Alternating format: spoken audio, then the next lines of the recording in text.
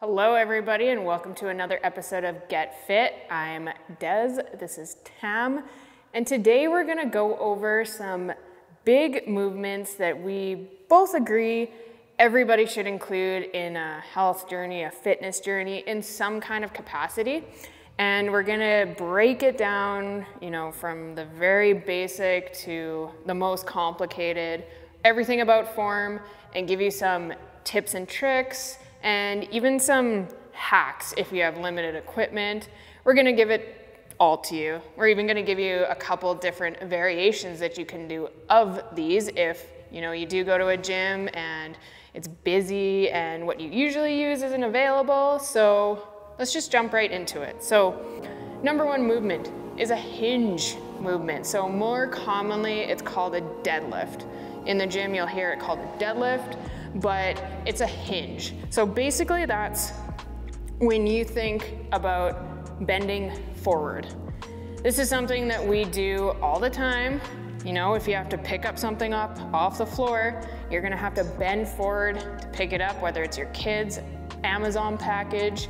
You're always doing this movement. So it is something that we should train, because if you don't do this movement enough, you're gonna have a lot of lower back pain, you're gonna be consistently injuring something. Yeah, everything is gonna go haywire. So let's just start with the very basics. So I'll get you to turn sideways. And let's just start with doing that hinge and just trying to reach for your toes.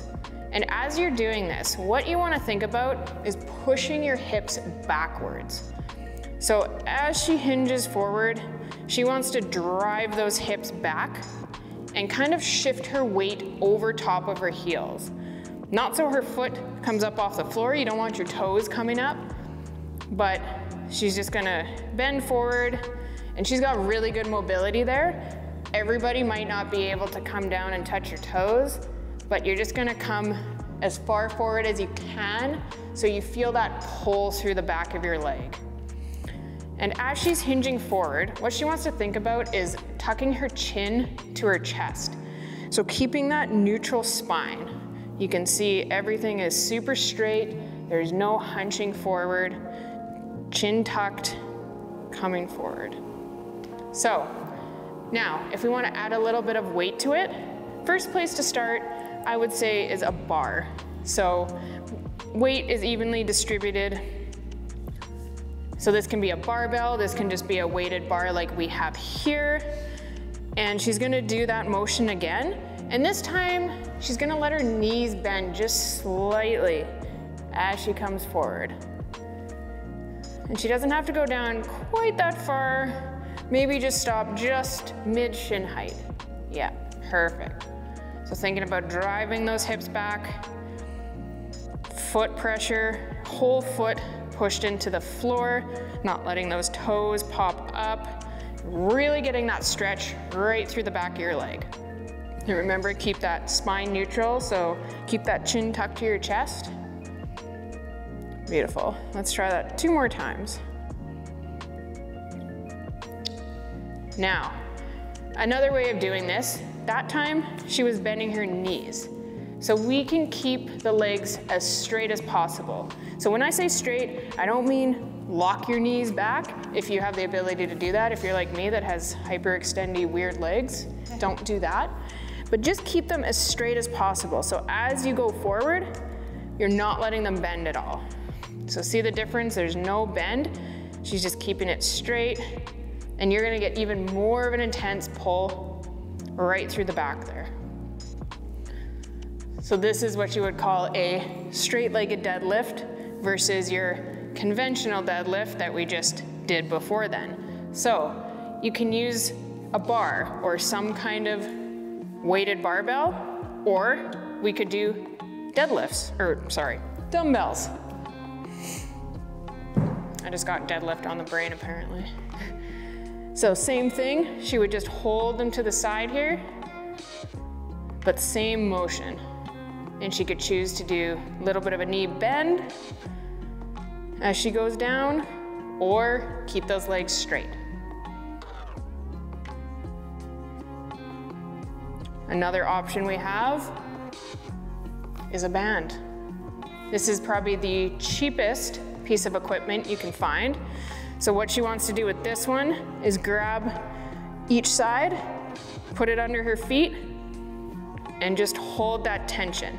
So with a band, to make things harder, increase the time under tension, as we call it. So really slow down that movement. Take like a good 4 counts and a good 4 counts up. Really just slow it down, prolong the pain. Prolong the enjoyment, I shouldn't say pain. Good, really slow and controlled, perfect. Keeping that neutral spine. Locking those hips at the top. So that's a very important thing as well. So as you come up out of it, you want to think about squeezing your glutes, squeezing your butt, locking those hips into place. And she's doing it really well. She's got no rounding of the back, so you don't want those shoulders to hunch forward. You want to just keep everything in line. All the way up, lock those hips out, and good. Let's take a break. That was a lot of hinging. So, movement number 1 is a deadlift. So a couple different variations in there. You can use dumbbells, you can use a barbell. If you have a Smith machine, there's lots of things and ways you can do that. Even use a band. So the possibilities are endless. Or you can even just do it by touching your toes, because that's gonna help your mobility in that sense, right? So next exercise we're gonna do is an overhead press. I love presses. So number 1 on this one, let's start with your foot position. So you're always gonna wanna be about hip width apart. You don't wanna be too wide and you don't wanna be too close. You wanna have a good base of support. So that's usually gonna be about hip width apart and point those toes forward.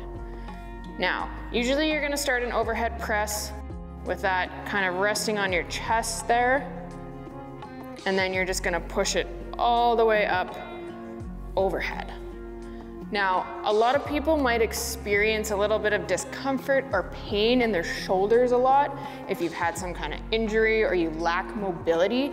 So if you do experience pain or a little bit of discomfort, I always suggest taking your grip a little bit closer in, because the more externally rotated our shoulder is, the more challenging it usually becomes, and it's a little bit more of a compromising position for your shoulder.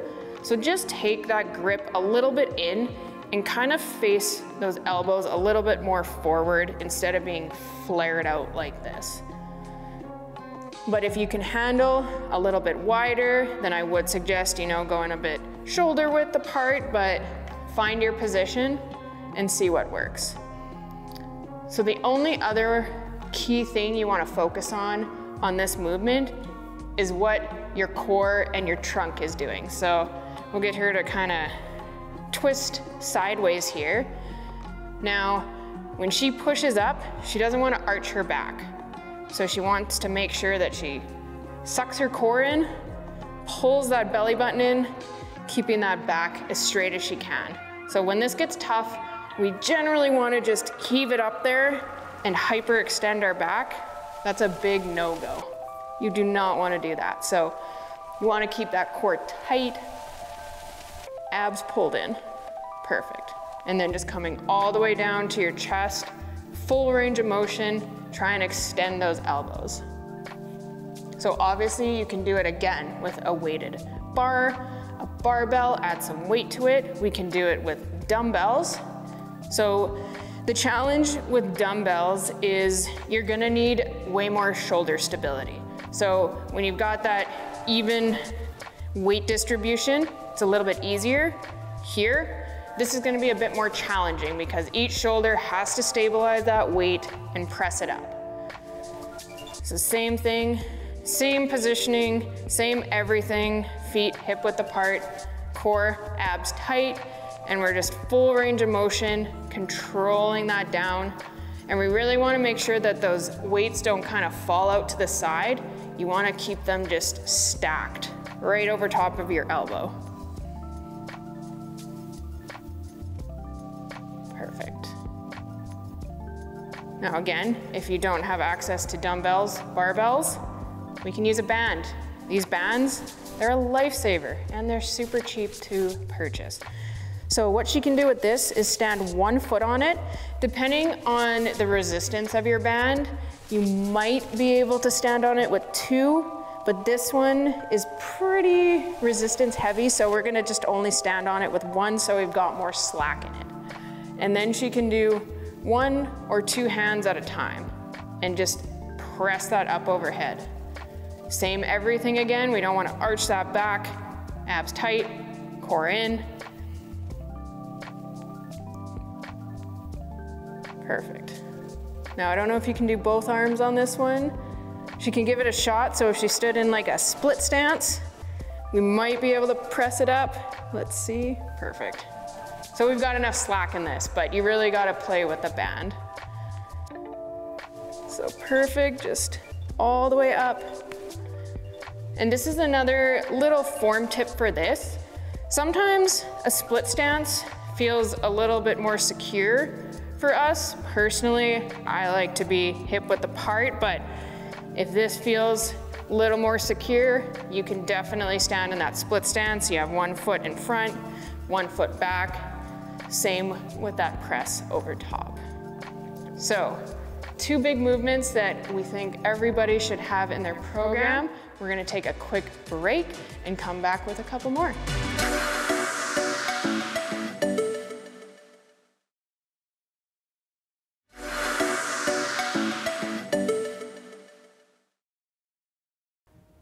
Welcome back. So before the break, we went over the hinge with the deadlift and the press with the overhead press. And we're gonna tackle the squats. So before we set up for a squat, let's go over feet positioning. So we're gonna take our feet just over hip distance apart. And one thing I like to do with my clients, newer clients especially, when you're setting up for a squat or a deadlift, people tend to overthink the movement, I find.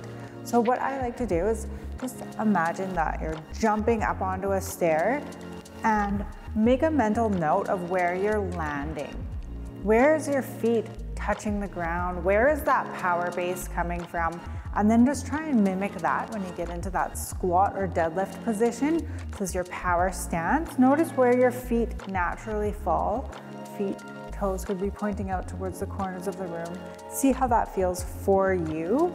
And then from there, we can go into that squat. So looks good, feet just over hip distance apart. Toes are slightly pointed out to the corners.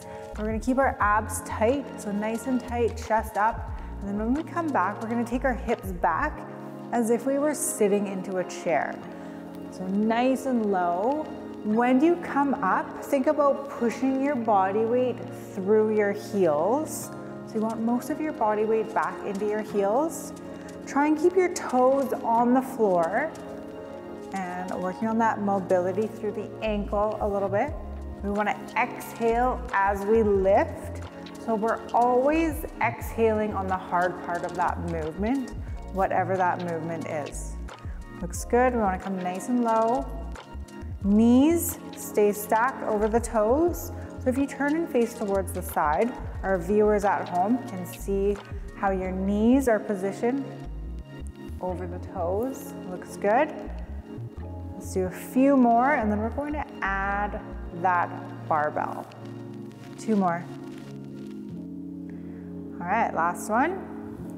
So a common thing I see with some of my clients when we go into using the barbell is the shoulder mobility is sometimes limited, and just getting that barbell up on your shoulders can be challenging.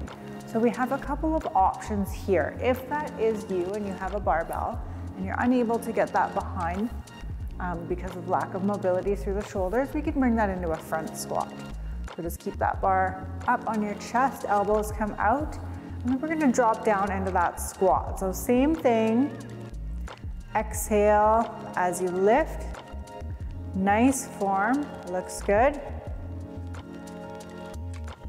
And with that front squat, the weight is in front of us, a little bit more core. Exhale. We'll do 2 more. And then if you can, let's take that barbell and pop it onto your shoulders. So if you turn around for a second, let's show our viewers at home where that bar is placed on your back. We don't want to have that bar resting on our neck or on our spine. We want to make sure it's resting on your traps. So it has a little bit of cushion there. It's not compressing your spine. So same thing, we'll drop into that squat, feet over hip distance apart. Make sure you're in your power stance there. Exhale as you lift, keeping your abs tight. We want to keep our abs tight, supporting our back. And make sure you're not holding your breath through the movement. Exhale. And we'll do 2 more. And we'll do that same movement with a dumbbell this time. So when you use a dumbbell instead of a barbell, you have a few different options. Obviously, you can keep those weights down by your side, which is a little bit easier. It's easier on your core, it's a little bit easier on your back, on your shoulders. Everything is the same, just the positioning of the weight is a little bit different. If you'd like to make this harder, you can take those weights and instead of having them down by your side, you can pop them up onto your shoulders. This makes it a little bit harder for the core. And drop into those squats. See how that feels? Do a few of those. Looks good. We'll do 4 more.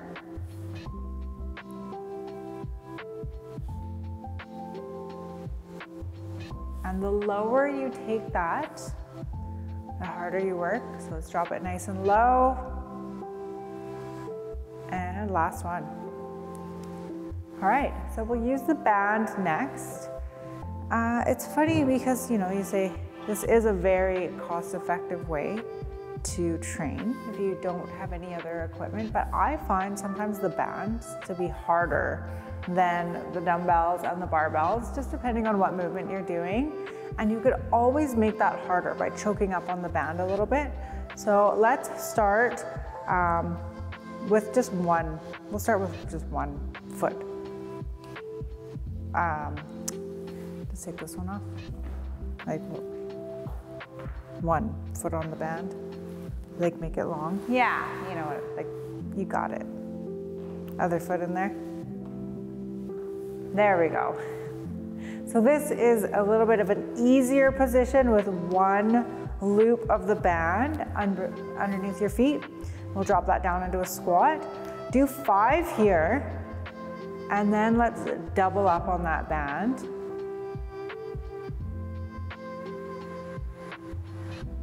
So this is a little bit easier.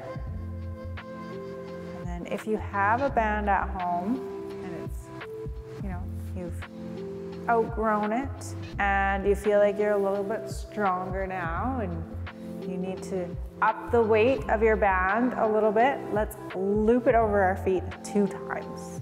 So here we go, same thing, 5, 5, yeah, she's gonna do those first, okay, 4, 3, 2 more,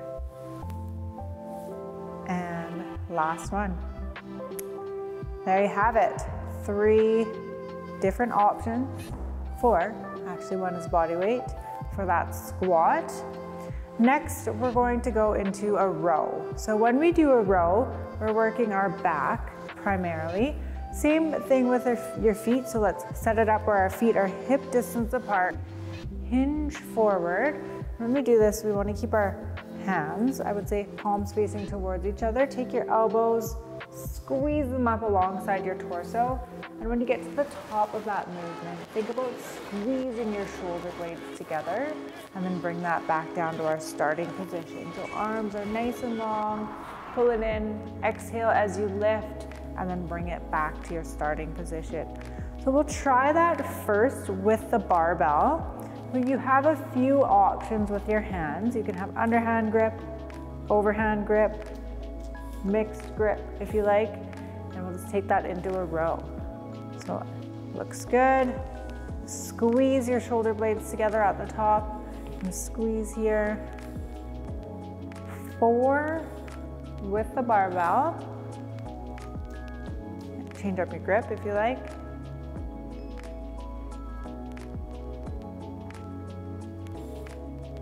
Last one.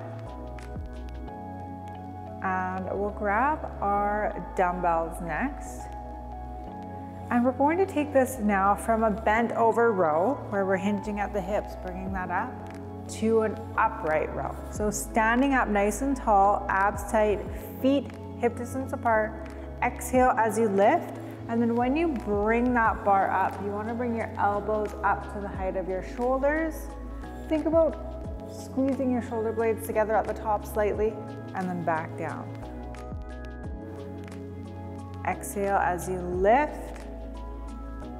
Looks good. We'll do a few more.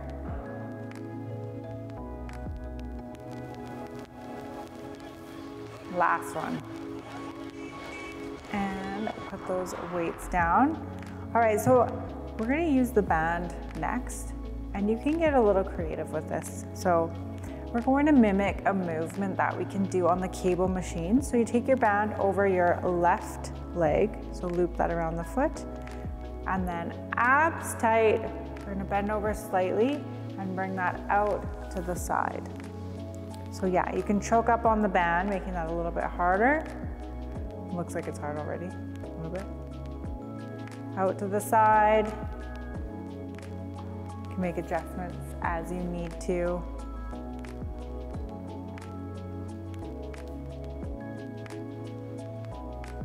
Two more. And that was a hard one. Last one. All right. So obviously, you can change that up if you need to. You can grab dumbbells. You can do both arms at the same time if you like. I'm surprised by that. See those bands, you know, like, oh well, if you have nothing else, use a band, but they're no joke, really. Some of the toughest workouts I've done have been with resistance bands for sure. So 3 more. And the nice thing with the bands is you don't need a lot of space, right? You can bring them anywhere when you're traveling.